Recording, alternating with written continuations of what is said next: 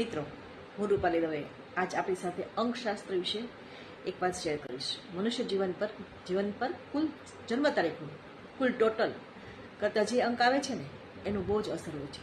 7 અને 9 અંક ધરાવતા મનુષ્યનું જીવન એ પરિણામલક્ષી હોય છે અને 8 અંક ધરાવતા અંકનું એ પીડાદાયક અને કષ્ટદાયક હોય છે. આવું કેમ? કારણ કે એનું શનિ સાથે જોડાયેલું હોય છે.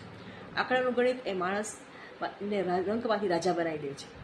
એનું કારણભૂત છે ભારતની આઝાદી માટે અસંખ્ય લોકોએ શહીદી વહોરી હતી, પરંતુ આઝાદીનું સપનું પૂર્ણ થયું નહોતું. આઝાદી અહિંસાની લડત દ્વારા ગાંધીજીએ અંગ્રેજોને ઘૂંટણે પર ટેકવા મજબૂર કર્યા હતા અને ખાદી, ઉપવાસ, અહિંસા આ 3 હથિયારો એ અંગ્રેજોને માથાનો દુખાવો કરી દીધો હતો.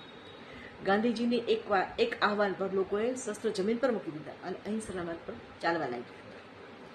અંગ્રેજો પણ કંટાળીને ભારત છોડી અને ભાગી ગયા હતા. અંકશાસ્ત્ર અનુસાર ગાંધીજીનું મૂલાંક 3 છે. બ્રહ્માંડમાં 3 મૂલાંક ધરાવતા વ્યક્તિનું અવિસ્મરણીય ગુરુગ્રહ છે. ગુરુગ્રહ એટલે શાંતિ, ડાહપણ, જ્ઞાન, શાંત, વિદ્યા, અનુગ્રહ છે. ગુરુ એ સ્વભાવે ભલો અને પરોપકારી ગ્રહ છે. અંક 3 હેઠળ જન્મેલા સમાજ માટે કંઈ પણ કરી શકવા છૂટવા માટે તૈયાર હોય છે. વિદ્યા અને જ્ઞાન સમાજમાં એનું એ વિતરણ કરે છે. જેનો મૂલાંક 3 છે એ લોકો એની બુદ્ધિબળથી આગળ વધે છે, એ પ્રખ્યાત થતા હોય છે, એને કોઈની સહાયતા કે કોઈને સહકારની જરૂર નથી પડતી. અંક 3 એ ગાંધીજીની જેમ જ સરદાર વલ્લભભાઈ પટેલ, સ્વામી વિવેકાનંદજી, અબ્રાહમ લિંકન, ડાર્વિન વગેરે વગેરે મહાનુભાવોને પણ મૂલાંક અંક 3 હતો. મૂલાંક અંક 3 હોય એ વ્યક્તિ એ સમાજમાં અગ્રેસર હોવાની છે. અંક 7 અને 9 એ સૌથી પ્રભાવશાળી અંક ગણવામાં આવે છે. 12, 7 સંગીત, 7 સપ્તર્ષિ, 7 સમુદ્ર વગેરે સંગીત સપ્તપદીના ફેરા મૂલાંક 7 છે. આ મૂલાંકના પ્રભાવ હેઠળ Elizabeth, Isaac newton, Rabindranath Tagore વગેરે હસ્તીઓ આવે છે. 7 મૂલાંક એટલો પ્રભાવશાળી અને પ્રગતિકારક છે. ફિલ્મના નિર્માતા ફિલ્મ રજૂ કરતા પહેલાના નામ અંક જ્યોતિષશાસ્ત્ર મુજબ 7 થતા હોય ને તો જ એ જ અનુસારે બનાવે છે. જેમ કે બાહુબલી અંક 7ના સ્વામી નેપ્ચ્યુન છે અને સંશોધક તત્વજ્ઞાન અને મુસાફરી સાથે સંકળાયેલો છે. અંકશાસ્ત્ર અનુસાર 9 એ બ્રહ્માંડ અને અંકશાસ્ત્રનો સૌથી શુભ ગ્રહ માનવામાં આવે છે. 9 દુર્ગા, 9 રાત્રિ, 9 ચંડી, 9 રંગ, 9 શ્રીનિધિ ધાર્મિક શક્તિનો અનુસાર એ શરીરમાં સંચાર કરે છે.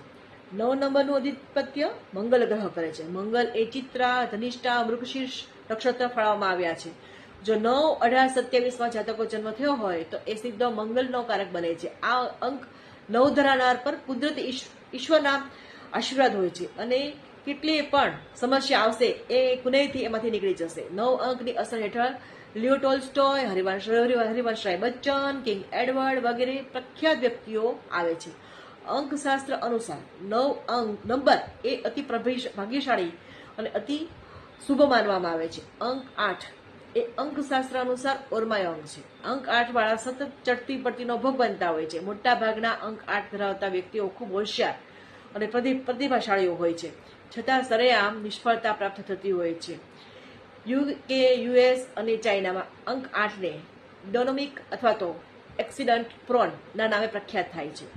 8, 17 અને 26 જન્મ તારીખ આવતી હોય તો એટલું સમજો કે તમે શનિને લીધે સીધી અસર હેઠળ છો.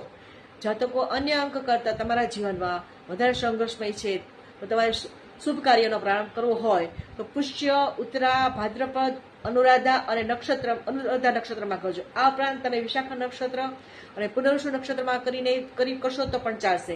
જોજો, અવશ્ય તમને આ કાર્યમાં સફળતા પ્રાપ્ત થશે. હું રૂપાલી દવે આપ સૌની રજા લઉં છું. નમસ્કાર.